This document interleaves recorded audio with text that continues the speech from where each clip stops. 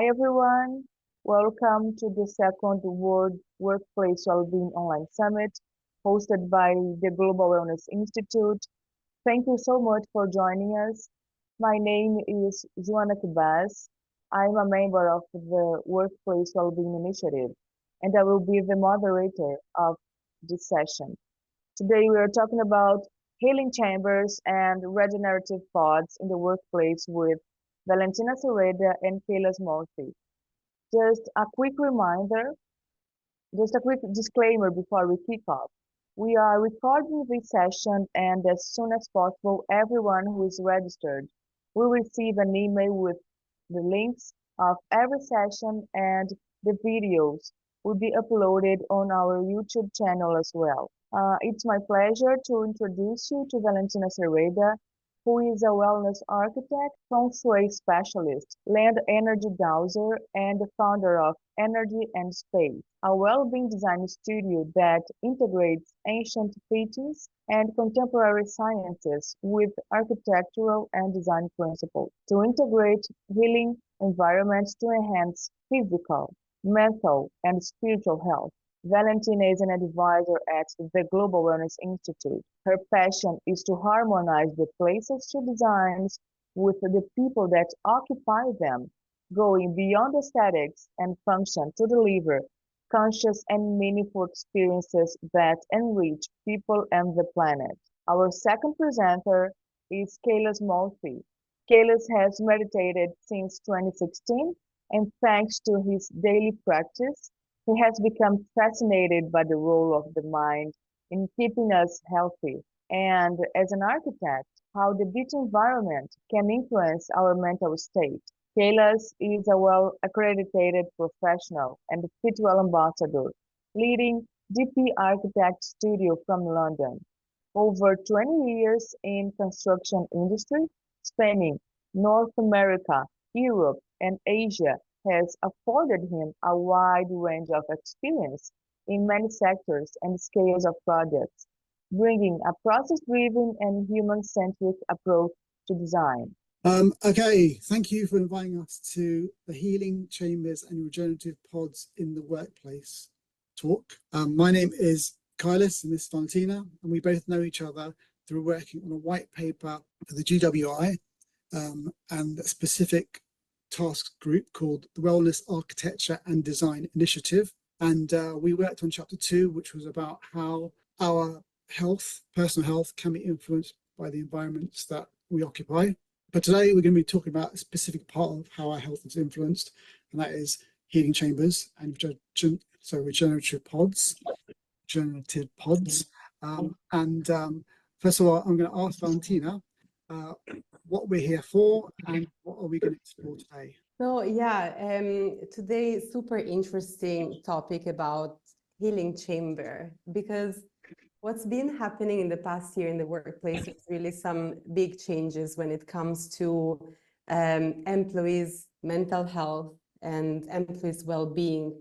And companies have started to pay much more attention to the wellness of their staff because they want them to be happy, they want them to stay, and they want it to be also very productive. And this topic for this conversation came about because we've been asked by a wellness coach here in Dubai to help her in creating a room, a space, where she could have wellness sessions and even sessions with psychologists in the office space, because this company and actually other companies, they want to help their employees to take care of themselves and their well-being by providing coaching as part of, let's say, during the working hours while they're in the office. So to do that, the wellness coach requires a room to allow the employees to really, first of all, feel that they're in a safe space where they can freely talk without having other employees hearing their conversations. Because what's been happening is that this wellness coach, she started working with the company But then after a few months, they realized that there was absolutely no benefit for the employees because they were feeling so scared to talk because they were put in this type of like informal spaces of their office to have these conversations. And then she realized, you know, we need the right environment to support. This is what we're going to discuss today. And what we think is that this would be a type of space that will definitely become a standard in the workplace of the future. So, yeah. Cool. So we're obviously, as designers, we're gonna add what we feel will make the space more health inducive. But was there anything that the wellbeing coach wanted as a requirement in terms of what they felt could make a healthy space? Yes. So the requirements were actually not super specific because the main thing that she was asking is to have a room where the person can feel, first of all, very safe. And the person can feel like they can freely talk, but also kind of decompress and re-energize as well, recharge. So they want the space to feel really uplifting. So the requirements we received, they were more like emotional status rather than actual space requirements. Of course, they need, for example, physical things that were asked was a screen because these sessions happen online. So that's very important. Maybe I didn't mention before. So they need a screen where they can speak online with the person, and they need, you know, a sort of a chair or somewhere there people can sit to have this 1 hour conversation with the wellness coach. And this was really the only physical requirement. Everything else was more about a space that uplifts the person and just makes you feel good naturally. So that was quite interesting because usually when we work with workplaces, we get a huge amount of requirements. Yeah. Of like this space, that space, that space, as if, you know, they already know what their employees need, which is fine, but there is never like an emotional aspect to these type of conversations. So it was very interesting. So it's less an operational brief and more a emotional brief. Like this is what the response we want to induce in the occupant, which is quite interesting. Yeah, that was definitely because, you know, also it was quite frustrating for the wellness coach not to be able to do her work properly. And then she realized, you know, they just need to feel in this way. They just need to feel good and safe and happy. And they need to, like, she told me like, oh, they need to enter this room and just feel like, and she did this type of, you know, breath, like as if you can breathe now that you're in this room. So yeah, that was super cool. And actually what made me also think about, because when we started researching for the Healing Chamber, we looked into the wellness pods or regenerative pods, which have been around for a while. And I know that you, Kailis, designed a few for some of your projects. So could you tell us a little bit about these pods? Yeah, so we've designed, we kind of framed them as more meditation pods.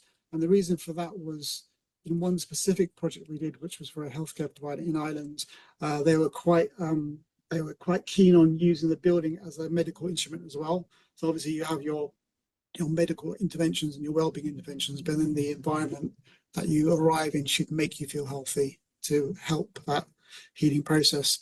So one of the things we were trying to do is create these pause points.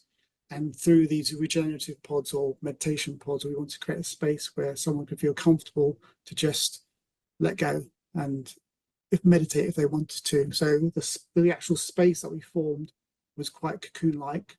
So it created that kind of that shield against the prosaic world around us. And then we also created kind of a space to either sit down in a traditional chair-like position or sit down in a meditation cross-legged position. So it allowed for both kind of space, or even lie down.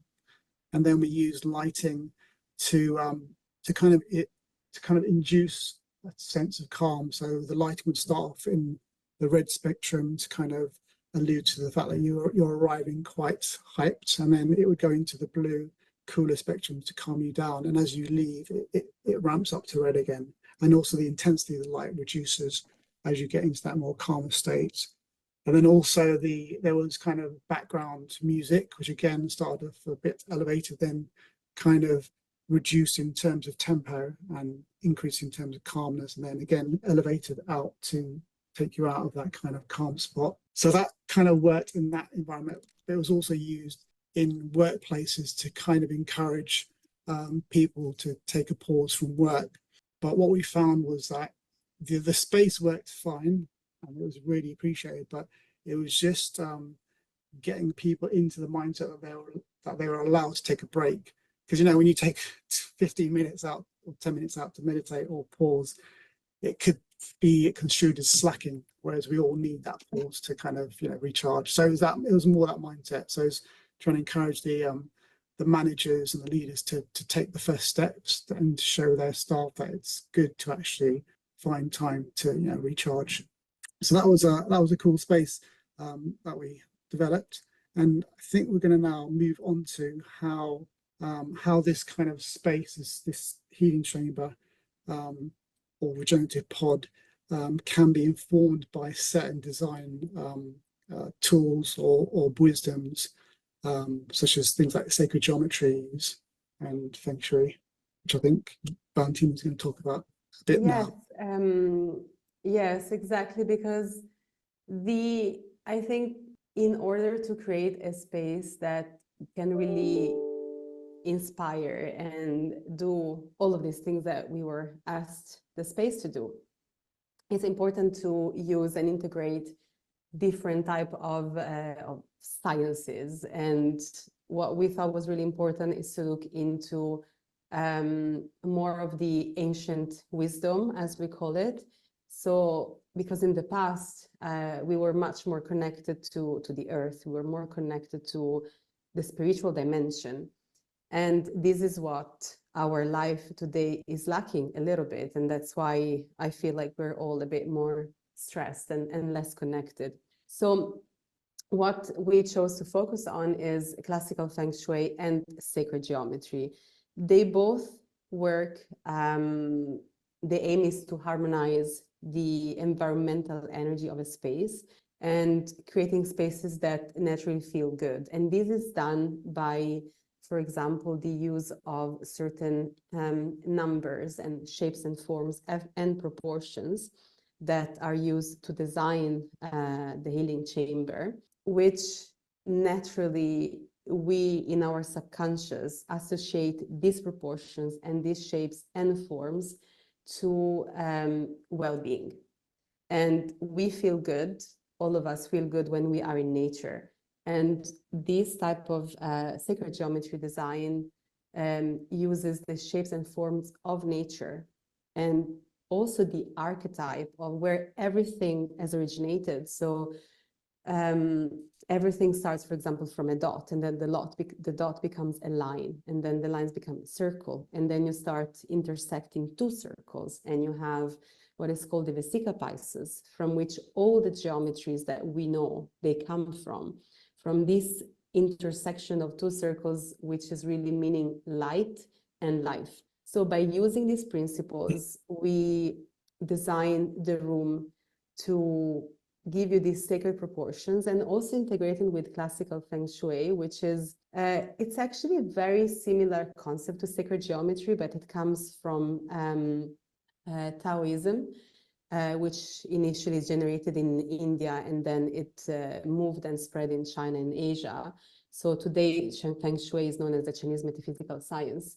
But it's really all about arranging elements, whether it's furniture, how, for example, you enter the room, and where are you sitting in the room compared, for example, to the door, or where are you sitting in the room compared to the screen or what's around you, and what elements are there. And by elements, I mean the 5 elements, the fire, earth, and so on.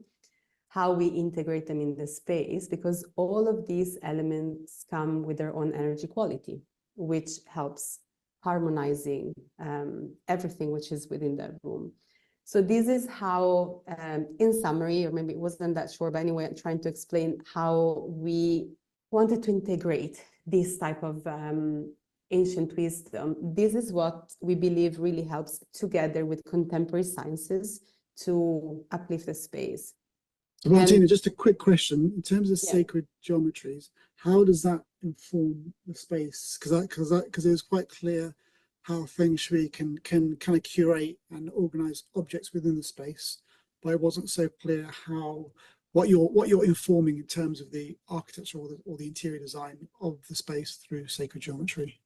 Like, for example, when you look at, usually these type of healing chambers are done in an existing room or a room that you maybe create in a space of the office space. So when you do that, the first thing that you look at is the length of the walls, so on a floor plan, and then you look at the ceiling height that you have there. And this is the most important thing, is the relationship between the height of the walls and the length of the walls and the diagonal of the space, for example. And you adjust these dimensions using sacred numbers. And when you do that, that's the first step in creating like a shell that resonates with these sacred numbers and sacred geometry.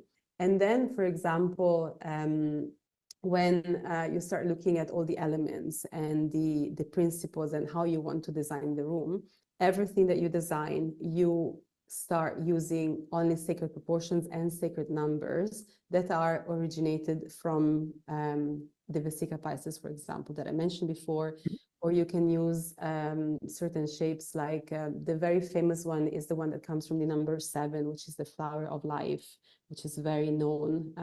And another way to do it is with sacred geometry. Something that is very much used is minerals and crystals as well, because they're known to have their own healing properties. So it's something that we usually integrate as well in terms of design and elements in the space, but it doesn't mean they need to be necessarily like visible as a piece of crystal. For example, we integrate them into the paint on the walls. Okay. So we use the natural paint and we put like very small crystals, gems, pieces from crystals of certain types or combinations. And then, so you wouldn't necessarily notice the crystal on the wall, but it's there. You might notice some sparkle with the light. So you literally mix it into the paint and then you apply the paint? Yeah. Okay. Wow. Yeah, these are some examples, but again, depends on the project and what we do in that room, but there are different ways to integrate sacred geometry. Cool. Principles.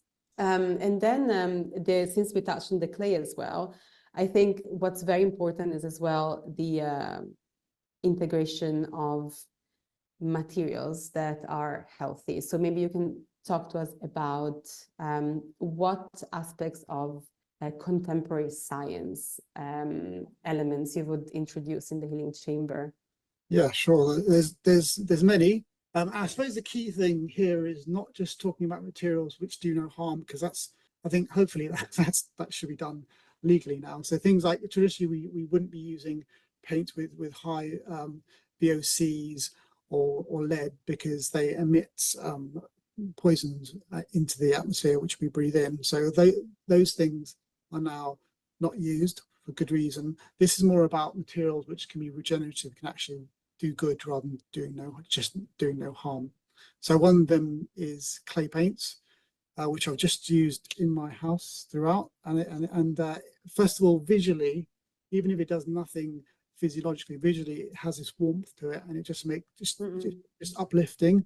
In terms of the physiological level of clay has this ability, and earth as well, to moderate the humidity in spaces. So when it's too humid, it will suck in that moisture, and when it's too dry, it will throw it out. So it makes the space the right humidity for us. And it also has the ability to kind of affect the negative ions in the atmosphere and potentially influence our serotonin levels and make us happier. So that bit of the equation is still in its infancy in terms of the science, but that is potentially one of the things it does. Then there's the idea of using copper alloys. So I like the idea of using warm colored metals like brass or bronze, rather than stainless steel, because they have this kind of welcoming quality as opposed to the coldness or the coolness of stainless steel, or other kind of greyish metals.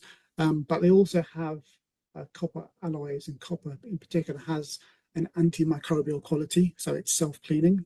So when you touch, for example, a switch, it cleans itself.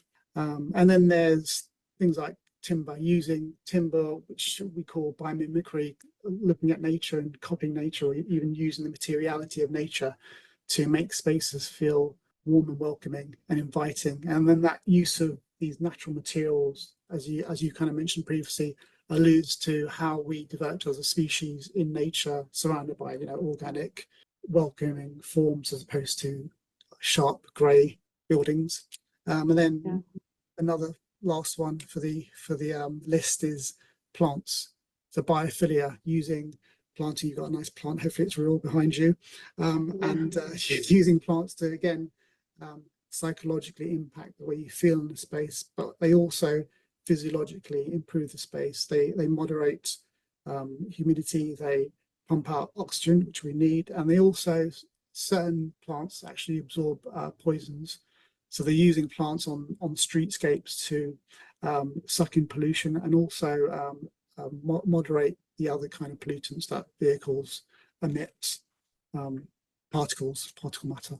So those are kind of some of the modern materials. But then you can also talk about the other kind of physiological things that you can't see, things like air quality, and I think you're going to touch on some of those aspects relating to the unseen quality of the environment. Yeah, so I do believe that is more the unseen that is affecting us than actually of what we can see in our built environments. And so, because you mentioned, for example, the wood element, from also like an energetic perspective is really important, because each material, each piece that we put into space come with its own aura, let's say, like we have our aura.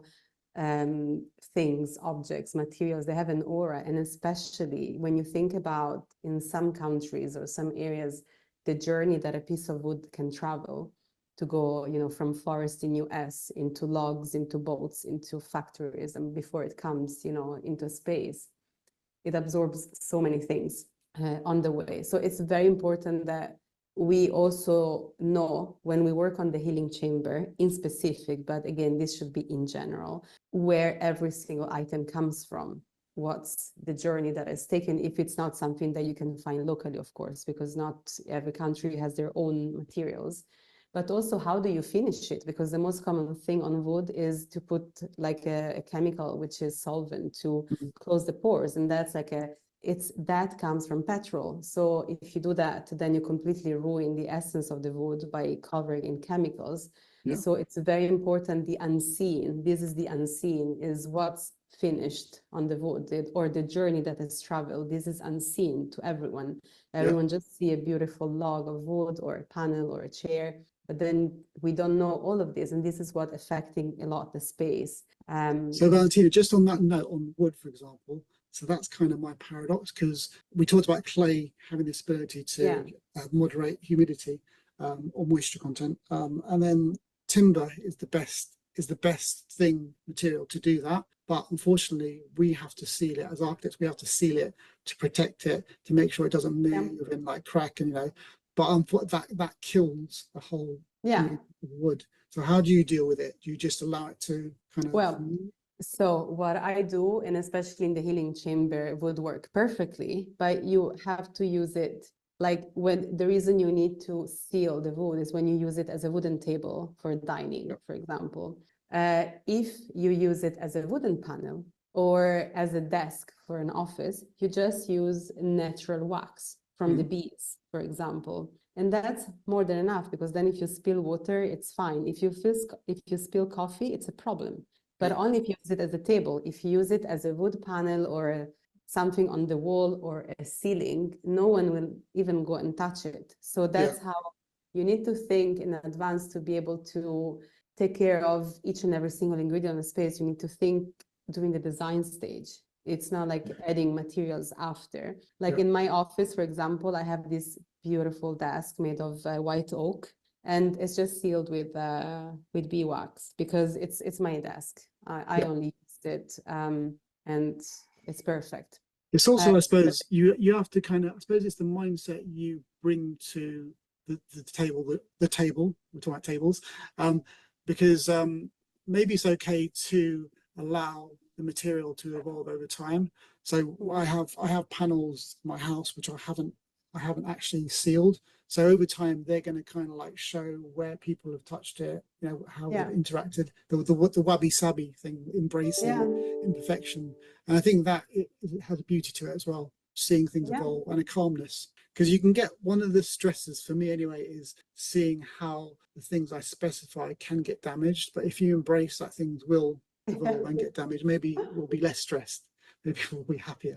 Yeah, no, exactly. And but that's, and you know, these type of solvents that are used that no one sees, no one knows that they're there. These are the ones that completely deplete the indoor air quality of a space. And when you talked about the negative ions before, this is what completely destroys the negative ions, and then our air stays very and becomes very electric, full of positive ions, and then all the dust and the bacteria and everything just stays up in the air because it's not imbalanced with the negative ions. And the other thing that is very, very invisible is also all the electromagnetic fields aspect, which is all the frequencies that come from the technology of Wi-Fi, Bluetooth, 5G, 4G, all the data, but also the electric fields and magnetic fields, dirty electricity. There is a huge conversation about electromagnetic fields. But if we want to create a healing chamber, where people want to regenerate, we need to use technology in a safer way. And there are ways to use technology in a way that we don't create huge amount of electromagnetic fields, which again, we don't see and we don't feel, we cannot smell them, especially in office spaces. The levels are so high because you have people with mobile phones, you have all the wireless connection, you have a lot of iPads, laptops, computers. So that's why people get so drained in the office. It's not only work, it's the amount of environmental pollution there. So when you enter the healing chamber, you should be completely free of these frequencies because you can still have your call on your laptop on a very old-fashioned Ethernet connection, which is what I have, by the way, like also here as I'm talking to you. So I don't have the Wi-Fi. I'm just having a cable like in the old times, and I don't have any electromagnetic fields in my space, and I'm still having a conversation. So again, it all comes from the design stage. If you think about it from the beginning, then you can plan your data point in the right place, plug it without having all the cables coming out and being visible, and it's all possible. So the healing chamber definitely should not have any of these frequencies. Well, ironically, it's got a massive TV screen potentially in one corner where the wellbeing coach will be talking to you, which I suppose is paradox because we always talk about having a pause from technology when we want to be healed, and then if the one thing you're doing is embracing and engaging with technology like we're doing today, it's quite ironic. I've got this kind of like quote I was going to read out, and it's about to tech or not to tech. Excuse the pun. So this is the quote: "The future of workplace design will include more sensors, more measurable metrics, an ambition to improve the experience for all." So this is a quote from Mighty or Mitty, the Living Lab in the Shard in London, and it's just talking about how through new technology, little devices which are now this big, you can measure occupancy, you can create efficiency in spaces, you can measure oxygen levels, whether there's vectors in the air, all this stuff to make the space, I suppose, healthier in certain metrics. But by doing that, you're adding also a lot of technology which maybe we don't need. Like we could just open the window, to be honest with you, if we're not in a polluted city, and get some fresh air in, and get natural light in. So I wanted to talk a bit about when is technology good and when is it bad, and how do you know where that line is? Well, so for example, like I'll just give an example that just happened yesterday, actually, because I was in Saudi and I traveled to do some work there. And in one of these projects, there was I was testing electromagnetic fields because we wanted to reduce and mitigate and integrate as much as possible. And as I was testing, I was getting on my meters this very high frequency. The house was shut down, okay? The electrical box was off. Everything was off and there was still something. And then I figured, thanks to my meter, there was this very little thing, which is basically, it's a super technological thing that measures the amount of mold spores in the air. Oh, And and it measures also the moisture levels. So if the moisture level goes a bit high, or they detect some spores of mold, which happens when you have high humidity and then materials that can make mold, then this machine would beep or do something. And so if you look at the reason, why do they have such a thing in this mansion? Why do they need it? Because they built it wrong.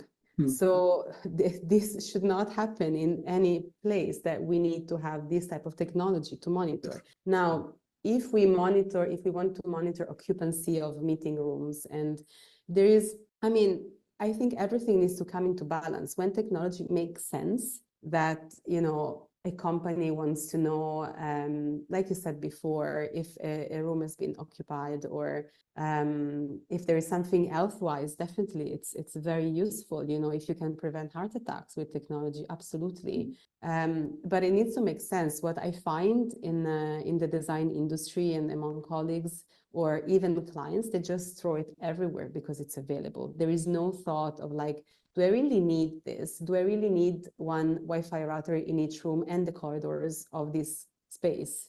No, you don't really, but it's all like that. So I think it's our job as architects to really make our clients and other consultants think and then make a balance. Do we need it or we don't need it? So that's how I see it. And I can tell you, there is always a way to implement anything that I've done so far. There was always a way to implement it without electromagnetic fields emissions, as long as if it's planned. If you something that you put after, it's more difficult to break walls and stuff. But if you plan it from the beginning, you can integrate everything with zero electromagnetic fields. It's about hardwiring, I suppose, isn't it? That's the trick. So this is a bit of digression, but I think we've got time. So I hardwired my whole house, as in like Ethernet wiring to every room, and then my internet provider, who will remain unnamed, I asked them whether I could connect that through this wiring system and use the same kind of network. But they said the only way to do it was to put Wi-Fi boosters throughout the house, which is actually not as efficient anyway, because if you hardwire, that's the most efficient way of getting a signal through a cable. So ironically, so the way to do it is to just plug in Wi-Fi boosters everywhere, which is not great. But we will digress back to the topic of the conversation. And no, that's great. But what I forgot to mention, which is very important that people might not know, is why electromagnetic fields are not good if they're too high. So in very short summary, what these electromagnetic fields do, first of all, they're very new frequencies for us, because we've introduced this type of frequencies only since really 5 to 10 years, I would say now. And the frequencies are so high, they go through our body, like they go through buildings, they go through everything. And what happens when you are in environments with very high levels, especially in bedrooms at night, you should not have anything, because what happens is these frequencies, they go inside our cells and slowly they damage the membrane that is around our cells. And these are all things that have been studied and proved, and it's all research that is out there available. And once, it's cumulative. So the more you're exposed to high electromagnetic environment, the more then your cells the membranes will be damaged. And when you damage the membrane of the cells, things that are inside the cell starts going outside and vice versa. And that creates inflammation in the body. So inflammation makes free radicals, and it can lead to different things. So the most common symptoms, for example, of people that are exposed to high radio frequencies, or also known as microwaves radiations, which are all the Wi-Fi, Bluetooth, and data signals, is headaches, brain fog, and not to be able to sleep properly. These are the three most common. But again, each person is different, so people react in a different way. And that's why it's very important that in the healing chamber, we have absolutely zero, nothing that can disturb how your body should be operating. Your body should not feel under attack. It should feel relaxed. And electromagnetic fields makes your body feel like you're fighting something. So that's it. Yeah, I just realised I was taking a sip of my Coke Zero. It's probably not the best thing to be drinking when we're talking about healing chambers, but anyway, hopefully no one spotted that. So maybe we'll touch upon one intervention which we think will best kind of uplift the occupant, and I'm going to start. So I think circadian light is quite an important aspect. Obviously, just looking out the window and getting that natural sunlight into the space is hugely important. But if that's not possible, it's replicating the light through artificial lighting, because sometimes in basements and spaces which are given to these usually secondary horrible spaces which are given to these kind of environments in basements, you need to kind of replicate this quality of being outdoors. So one of the things I found is using LEDs or OLEDs, which can kind of match the intensity and color temperature of sunlight. You can feel more awake and enlivened during the day, and it also tracks the color intensity and color temperature through the sunsets of the day, so it becomes redder and less intense, so you're more prepared for sleep. So I keep on talking about my house, so which has just been renovated. So I've installed these things in basements and shower rooms with no windows, and you do feel there is a difference, especially here in the UK, where in wintertime, sunset is probably about 3 o'clock in the afternoon. It's miserable, so it's good to try and replicate summer sun in those winter months, so you still have that same kind of exposure to the right level and in the length of light during the day. And then that can be really important in these kind of regenerative spaces. And one of the things we were going to touch upon is kind of how we can learn from things that don't work and people that don't work as well as they want to. So, for example, children with learning disabilities, or for example, if they're on the autistic spectrum, how they react to certain environments, and they tend to have very stimulated senses, some of them, and it means they react more to environments than kind of, I was going to say normal person, but a person with more controlled senses would react. So normal is not the right word, but a person is more attuned to their senses, might not fully understand that they might be feeling a bit stressed because of the environment, because their senses aren't reacting enough to that environment. Whereas a kid with a sensory disorders, learning disorders, might really throw a hissy fit because they're slightly uncomfortable with that space. And so you get things like space like multi-sensory rooms, where you can control a child's behavior. If they need stimulation, you can create environments which stimulate, and if they need calm, you can create calming spaces. And by understanding what you do in those spaces, you can understand how you can create spaces for the most of us to be more healing. And then that's similar to lighting. We've worked with children with learning disabilities and worked with light in those spaces. And we found out that, we discovered that kids with attention deficit problems, they tend to be calmer in certain levels of light, and they pay more attention, and they learn more. So it's a really useful tool. So that's my one thing, circadian light. So it's super important, especially even like concepts like the flickering that the flickering of the light. They discover that kids with autism, or they really cannot be in this type of environments. They don't feel well. For us, we don't notice, but it's not good for us either when we are in environments that the lights keep flickering. We don't even notice it. So it's super, super important, definitely. So do you think we will see like these healing chambers in all offices in the future? Or I hope so. I hope so. Yeah, yeah. We all need a break, don't we? We all need a space. And ironically, now that less people are working in offices, there's more space to do other things. You know, traditionally it was always like this is an operational, functional space, whereas Yeah. now people tend to do that quiet, deep thinking at home, where there's no disturbances. So they have more opportunities in the office to kind of have these alternative spaces. Yeah, absolutely. And I think we are okay. Yeah, I think we're good. Did you want to We touch can- upon one last thing that you kind of you feel is very important as an intervention? Is there anything you kind of any last nugget of? Any last thing that I've missed? Let me see. Hmm, hmm, hmm. Well, there is one thing that it's something that I find super interesting that I'm trying to explore and understand. I don't know if you've heard about these new technologies, since we talked about technology, they call it a technology, and these are called like bioharmonizers. Okay. So basically, they are objects that are made with certain materials like, I don't know, copper in certain shapes, or they are charged with certain type of energies and then put into like a box. Or I have some that I'm testing in my house, actually, that I'm given to test by like a German company, for example, or a company from UK. Some of them, they have crystals inside, and what they say that if you put them in a room, they naturally harmonize all, for example, geopathic stress area, which is all the negative energies coming from the land or a building that you're in, or they just harmonize all the frequencies naturally.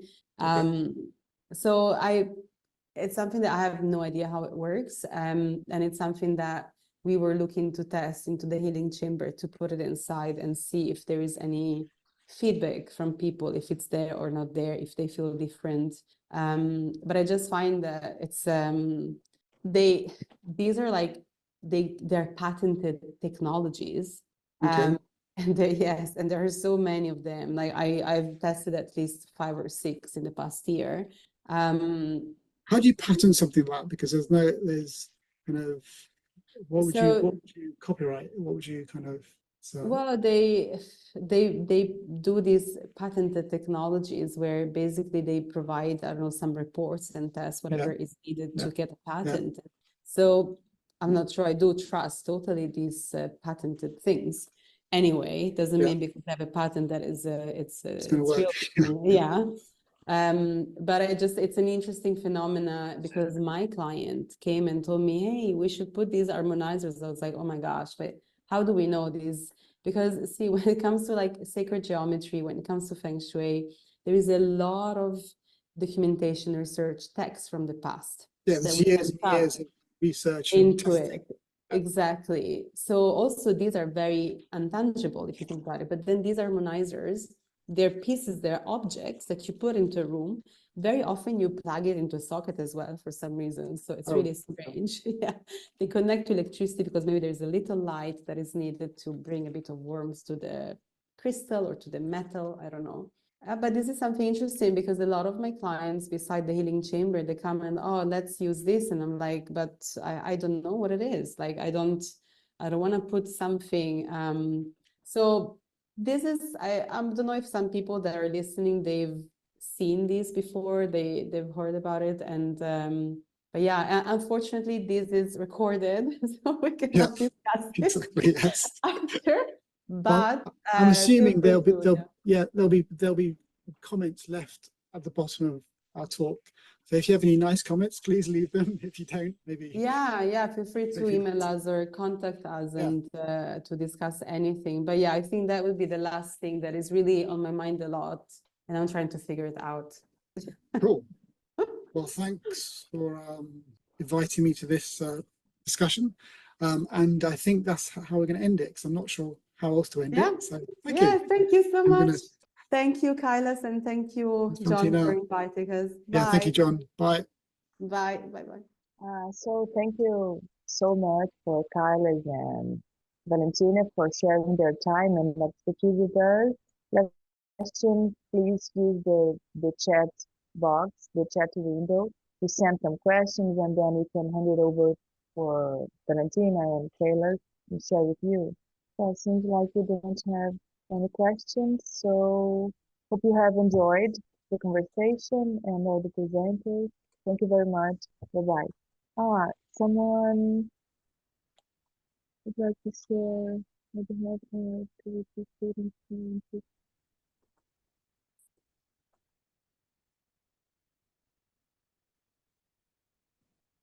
Yes, Ramona, can you share your contact with us, maybe your email? You can share with them. Valentina's Okay. email, please, and Yeah, interact with her. Okay, thank you. no problem. Our pleasure. Just give me a second. Were you able to take their email? Yeah, I took a screenshot. Thank you. Okay, good. The conversation, the presentation was very interesting. I have a background in interior design, and I've lived in Singapore, as I see Kailash is based there. And so a lot of what was said knits together with what I've been doing and what I do. I'm an artist and a therapist, and I work in different types of art.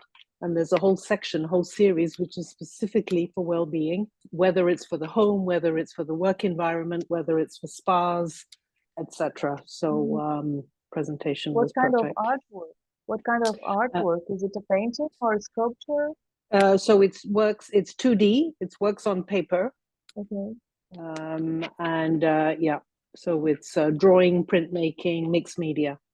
I'm presently based in Lisbon, but I've lived in London and Singapore and Paris and exhibiting at the moment. And in fact, it's very interesting that these calligraphies, they are called meditative calligraphy, they appeal to people across ages, across cultures, backgrounds, and it's quite remarkable, and the effect they have on people, very, very deep. I'm just gonna actually. So they love it. Especially Valentina. Valentina, I believe that Valentina will love it. I'm just gonna show you, if I may. Okay.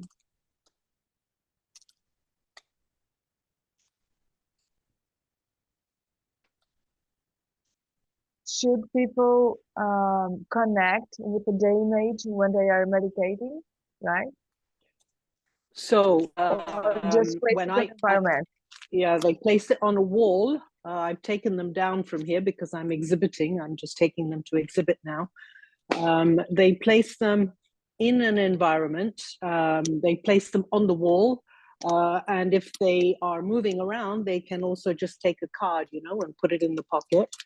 And I've extended it and actually made little vibrational essences, which are an extension of the vibration and the message which they contain, because I've written like between 2 and 10 lines of guidance and poetry, which goes with each image. So they're very far reaching, and it's really vibrational. And the feedback I've got from therapists, from people who use them, is quite remarkable. So I'm really happy to share that with anyone who's interested. But in this bottle, it's like to use oral, right? Like in floral. Yes, they are like Bach flower remedies, but I take it one step further. You can put it in water, you can put it like homeopathy under your tongue. But I also say, if you are cold, you can put it on your pulse points, you can put it on your body, you can mix it with a body lotion. So it really works deeper on a cellular level. It works vibrationally, but also on a cellular level. That's amazing. Valentina will love it. And so Thank I you very also much. do like healing therapies, and so you know they are used in the different spas where I've places I've worked in. Yeah, Six Senses, Mandarin Oriental, etc. Amazing. Congratulations. And thank you very much for sharing with us. Not at all, and thank you for today's presentation. Our pleasure. Take care.